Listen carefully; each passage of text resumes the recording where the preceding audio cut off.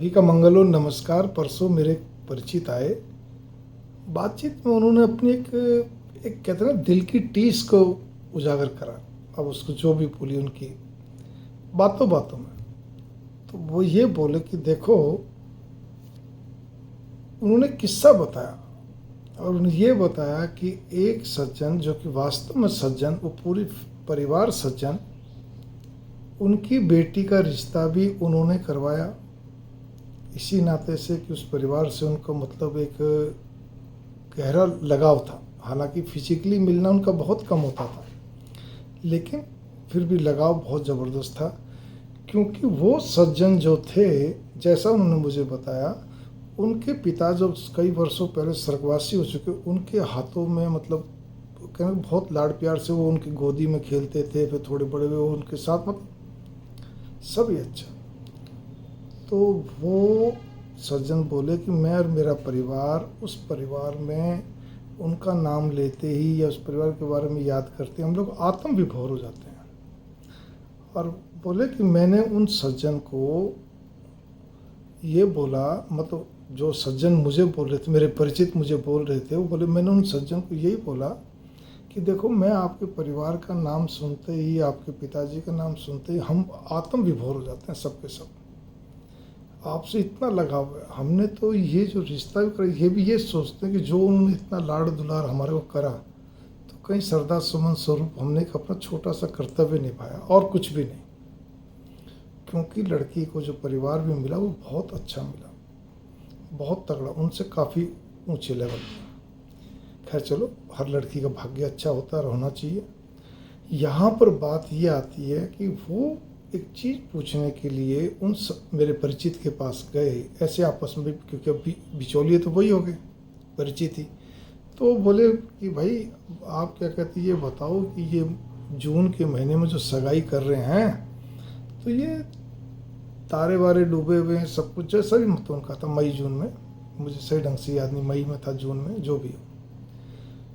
तो परिचित ने कहा कि भाई देखो, ऐसा वहम करने की जरूरत नहीं, लड़के वाले जो करें करने दो उनको। आप तो कहो जी कि भाई सगा जी साहब, शाह जी साहब, जो भी आपको बोलना है भाई समझी जी, आपको जैसा करना आप करिए, आप ठीक है ना, हमने तो बैठा विवाह करना, हम तो वहीं आ जाएंगे। बात छोटी सी है। वो बोले नहीं जी, माँ विचार कर रही है, घर में भी सब विचार कर रहे हैं, सोच रहे कर रहे हैं।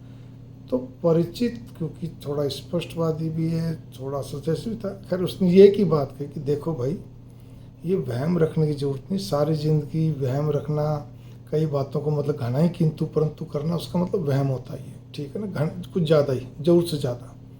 इसी का ढुलमुल रवैया, नरम नीति, क्या मिला आपको?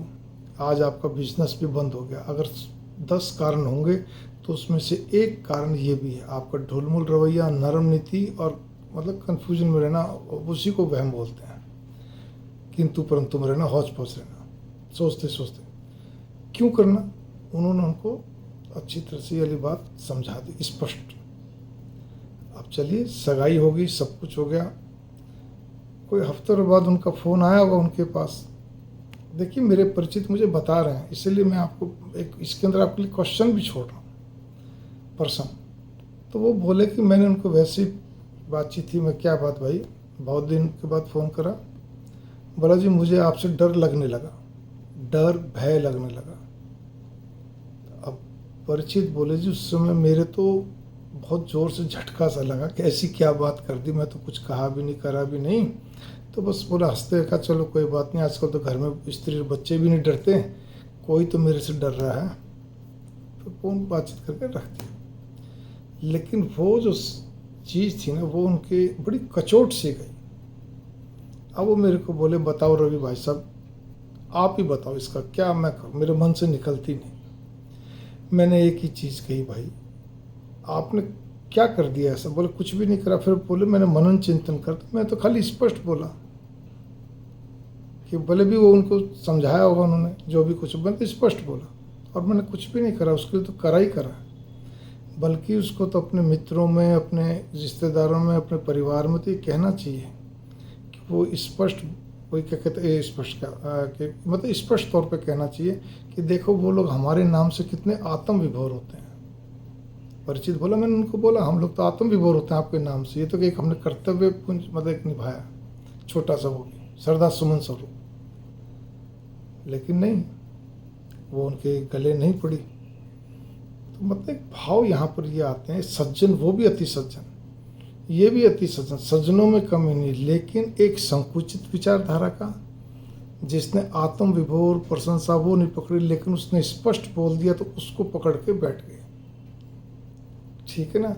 ये सज्जन जो मेरे परिचित सज्जन थे, ये खुले दिल दिमाग के थे, इनको कोई ऐसा फर्क नहीं पड़ता। लेकिन कभी कभी बातों ही बातों में, शब्दों में भी फर्क आ जाता है कि आप स्पष्ट भी सुनना नहीं चाहते हैं, या किसी बात को क्या कहते हैं, एक तो चाहते हैं हमें सलाह स्पष्ट दो, आपस में भी रिश्तेदारी में, परिचित में, घनिष्ठता में, मित्रता में यही होता है।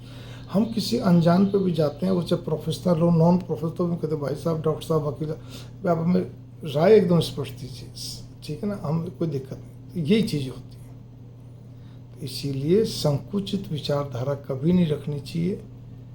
सबसे बड़ी चीज़ है, जैसे मेरे परिचित के वो परिचित ने रखा, मतलब उस सज्जन व्यक्ति ने, ठीक है, अब वो जिंदगी भर उनकी तारीफ नहीं कर सकता, करे कराए पे धूल, क्योंकि ऐसे जो संकुचित विचारधारा के लोग होते हैं, इनके 100 उपकार अच्छे कर दो, एक शब्द या एक काम भी आगे पीछे हो गया तो उसी गीत गाएंगे, 100 उपकार या 100 भलाई के काम के नहीं गाएंगे, वो सब खत्म। मंगल कामना, नमस्कार। भावार्थ आप निकाल चुके होंगे, निकल भी गया होगा।